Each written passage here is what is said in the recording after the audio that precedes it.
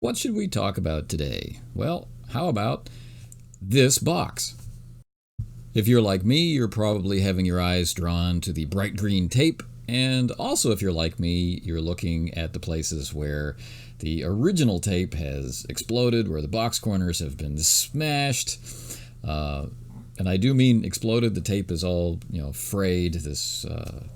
The inside flap of the box is on the outside, and all kinds of stuff. So clearly this box has opened and been closed again. Now this green tape keeping this flap down with all of its exploded tape. This green tape is something new. I haven't seen it yet. It's from the Korean Customs Department, and the message on it is much more apologetic than the past. It's saying, we try to process packages as quickly as possible. It's in that vein, rather than the usual, your package has been opened, thank you, for the old yellow tape. So this is interesting. But I have to wonder, did the box explode and get resealed, or did Customs decide they needed to take a look inside? So I guess I'll have to take a look inside to see what's going on. So where should I begin? Those who haven't read the title might be wondering if I know what's in the box this time, and I do. It's my replacement backer copy of Zweihander Revised Core Rules, sent to me by Perilous Studios because of the damage done to mine in transit the last time.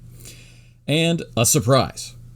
Your guess is as good as mine at this point as I'm opening it about what's inside. I have my suspicions, though, because I've seen some interesting books with purple ribbons on shelfies released by Daniel Fox, the head of Perilous Studios. So I'm wondering if it could be that, but I know it's not due for release until much later in the year, and that would be quite an early release. But anyway, so as we cut through all the tape, it's leaving a residue on my X-Acto knife here. So it's definitely intended to stay closed once sealed by Customs, that's for sure.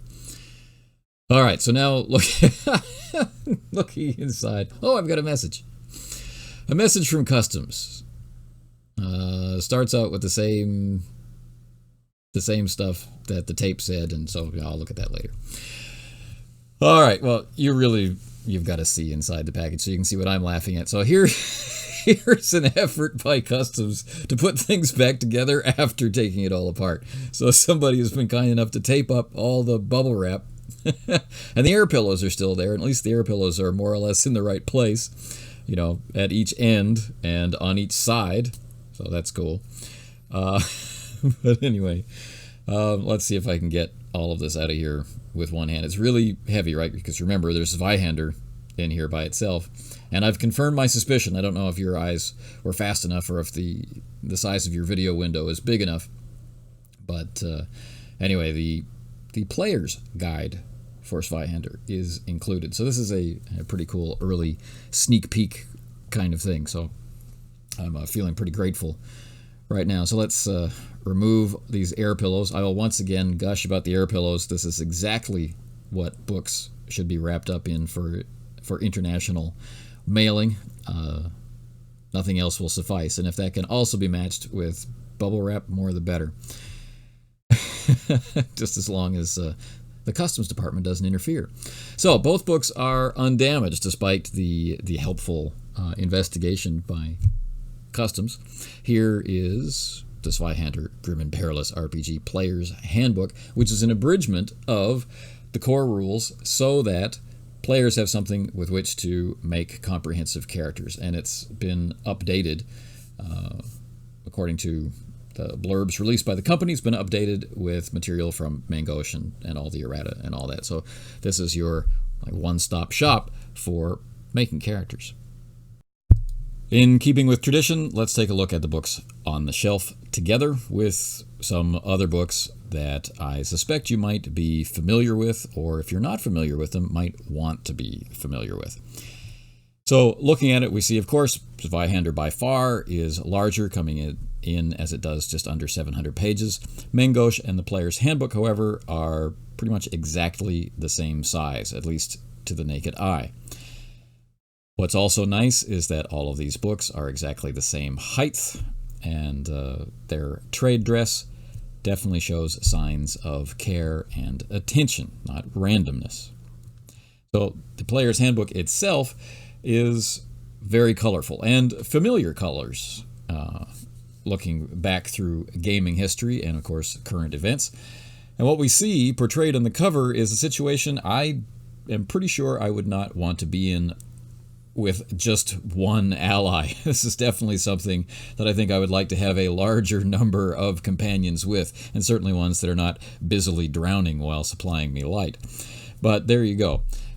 Definitely a grim and perilous situation for the Zweihander RPG. Really a perfect introduction to our Player's Handbook.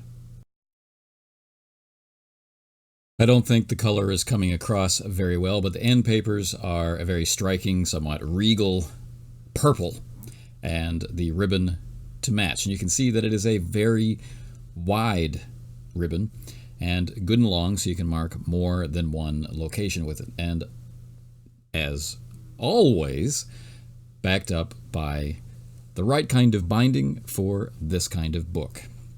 So this is the top end of the ribbon. You can see just how wide it is. It covers most of the width of the spine. Inside, it doesn't seem that wide, but it's noticeable at the top of the book. So it's quite easy to find with your finger and move around. It's got a nice satin finish to it. So high quality product, just like every other book in the line. Already, those of you who've seen previous videos or own the books yourself can see the visual branding at work. We have the consistent art throughout. We have the unique but reminiscent page borders. And we have the combination of black and white art with specific visual callouts in sepia. So all in all, it's a very pleasant reading experience. We've got a medium gloss page, nice heavy paper, and a reasonably sized font. And we can see the visual progression as we go through the books. Looking back historically, we can see the overall development of the product from a pure black and white product and a different approach to layout to now a more organized and more refined version. And each book is very distinct in its own right, yet very clearly part of the whole series. So that's pretty cool. How big is the book? Well, the index finishes around page 362 as the last item of information. And then we get into character sheets, and there are two versions of a multi-page character sheet, both vertical and horizontal, and we'll look at them later.